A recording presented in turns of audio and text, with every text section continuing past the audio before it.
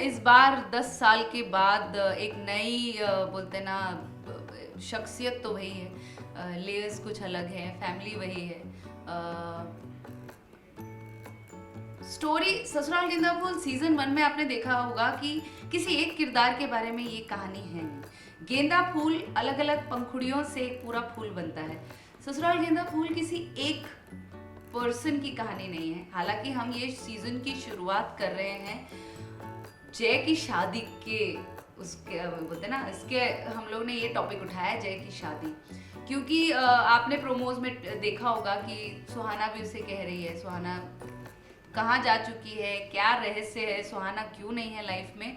वो तो of course आपको एपिसोड देखने के बाद ही पता चलेगा, समझ में आएगा। लेकिन अभी प्रकरण है जय की शादी का, और हम उसे लड़कियां दिखा दिखा के थक गए हैं। तो ये जो सीजन स्टार्ट होगा इसमें पूरी फैमिली, जैसे कि एक नॉर्मल फैमिली आपकी फैमिलीज में भी होता होगा, पूरी फैमिली एक बंदे के लिए पीछे पड़ जाती है जब शादी को लेकर, तो हर शख्स इन्वॉल्व रहता है। तो बस इस कश्यप परिवार में भी आजकल कुछ ऐसा ही सिनेरियो चल रहा है। प्रिंसिपल दिशा अपने स्कूल के अलावा पूरा टाइम बस फैमिली में जय की ये अपने ईशान की शादी हो जाए इसी में व्यस्त है। फिलहाल आगे प्रिंसिपल मैडम क्या लेकर आएगी वो तो आपको देखने से ही पता चलेगा, लेकिन फिलहाल सबसे इम्पोर्टेंट टॉपिक तो ईशान की शादी ही है। उसे कौन सी लड़की पसंद आएगी।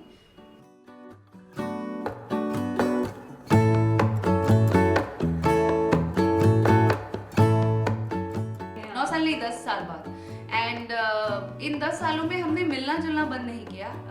ज़्यादातर शोज करने के बाद सब अपने अपने मंजिल की तरफ अपने अपने शोज, अलग अलग टीम, नए नए लोगों से मिलने में इतने व्यस्त हो जाते हैं कि साथ में नहीं आ पाते।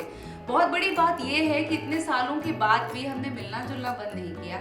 एक दूसरे के प्रति जो प्यार है या फिर जो केयर है, और वो जेन्युइनली मतलब एक परिवार की तरह हम लोग एक दूसरे के बारे में सोचते हैं, केयर करते हैं, या पॉटलक पार्टीज में मिलते हैं या दिवाली कार्ड पार्टीज करते हैं। वो तो एक बहाना होता है, साथ में मिलकर हम लोग जो गाते हैं, डांस करते हैं, वो बहुत ही जेन्युइन रिश्ता है जो कि आजकल नहीं एक्टर्स के बीच में देखने को मिलता।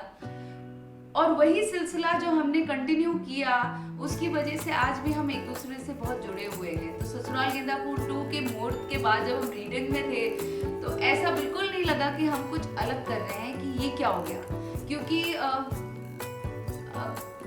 कुछ भी बदला नहीं। बैठ के रीडिंग करना भी ऐसा नहीं लगा, कल की बात तो थी। तो बहुत शुक्रगुजार हूँ कि ये मौका दिया कि इतना प्यारा कंटेंट बेस्ड शो एक बार फिर ऑडियंस को तोहफे में जो दे रहे हैं आप, उनका नया साल तो एकदम हिप हिप हुर्रे होने वाला है 2022।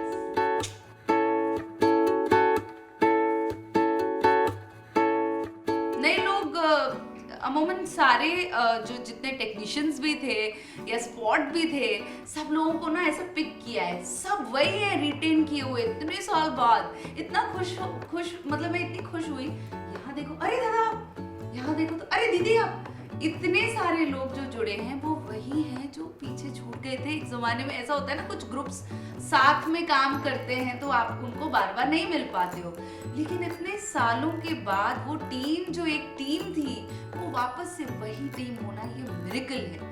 और ये मिरेकल ऊपर वाले ने ही किया है। एंड मैं तो यही कहना चाहूंगी कि जो बदलाव आप पूछ रही है मुझसे क्या बदलाव है, वो एक हाथ 2 कैरेक्टर्स, एक मतलब मोस्टली तो बच्चे बड़े हो गए तो वो बच्चे नहीं रह सकते ऑब्वियसली। फिर कुछ लोग हैं जिनकी प्रायोरिटीज बदली हैं या फिर कुछ प्रोजेक्ट्स पे और दूसरे प्रोजेक्ट्स पे काम कर रहे हैं और टाइमिंग ऐसी हो गई कि वो इसका हिस्सा नहीं बन पाए।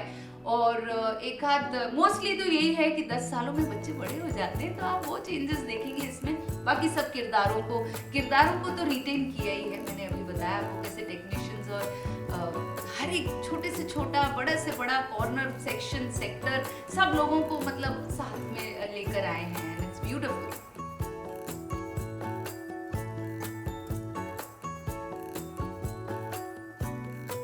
मैंने पिछले कुछ टाइम से रेगुलरली देखा नहीं, जय बहुत अच्छा कर रहा था लेकिन वो बाहर अनफॉर्चुनेटली आ गया।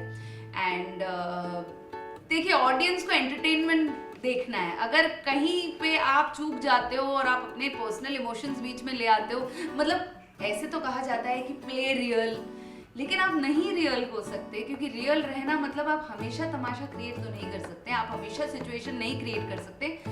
तो आपको गेम तो खेलना है, you can't just be there sitting. तो अगर आप पूछें आजकल के जो लोग सीजन्स में जाते हैं एज प्लेयर्स, पूरी पीएचडी करके जाते हैं, मतलब यहाँ तक कि ट्रैक पे डिसाइड करके आते हैं कि हम ये फॉलो करेंगे, या तू मेरी बेस्ट फ्रेंड है, अंदर जाके तू मुझसे लड़ेगी, देखिए हम लड़ते रहेंगे।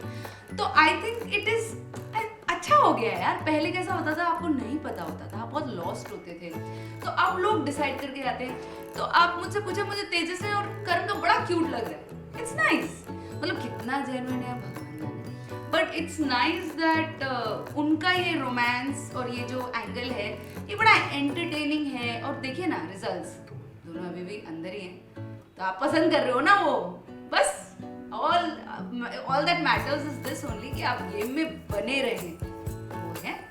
देवो कितनी एंटरटेनिंग है एंड रश्मि भी कितनी प्यारी है, एक्सपीरियंस्ड खिलाड़ी हैं एंड बहुत जनता इनको प्यार करती है, मतलब प्यार करती है। इनके जाने से ऐसे टीआरपी रीजन फॉर गेटिंग राखी, देवो, रश्मि is somewhere the channel knows that audience is going to be crazy. I mean they're going to definitely watch the episodes. या देवो जो बोलेगी उससे कुछ ऐसी मतलब आग लगेगी कि कुछ नया होगा।